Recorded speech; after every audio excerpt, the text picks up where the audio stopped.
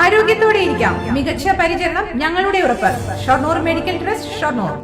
വല്ലപ്പുഴയിൽ പൊതു കളിസ്ഥലത്തിനായി കാഞ്ഞിരപ്പുഴ ഇറിഗേഷന്റെ സ്ഥലം വിട്ടുകിട്ടി. കളിസ്ഥലം നിർമ്മാണത്തിന് 50 ലക്ഷം രൂപ അനുവദിച്ചതായി മുഹമ്മദ് മോസിൻ MLA പറഞ്ഞു. നിലവിൽ സ്കൂൾ ഗ്രൗണ്ടുകൾ അല്ലാതെ വല്ലപ്പുഴയിൽ വലിയ പൊതു കളിസ്ഥലമില്ല.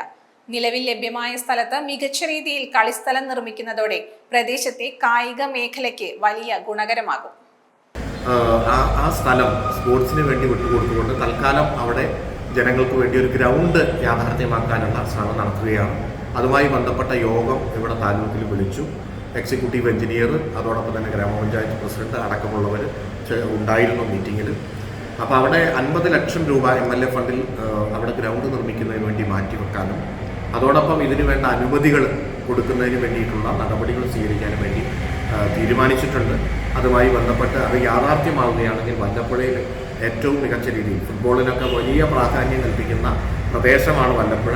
അവിടെ ഒരു ഗ്രൗണ്ട് കൂടി നമുക്ക് യാഥാർത്ഥ്യമാക്കാൻ കഴിയും. അപ്പം അതിനുള്ള ശ്രമമാണ് നടത്തിയിട്ടുള്ളത്. ആദ്യഘട്ടം എന്നുള്ള നിലയ്ക്ക് ഫണ്ട് കൂടി 50 ലക്ഷം ലഭ്യമാക്കാൻ വേണ്ടി തീരുമാനിച്ചു എന്നതാണ് പറയാനുള്ളത്.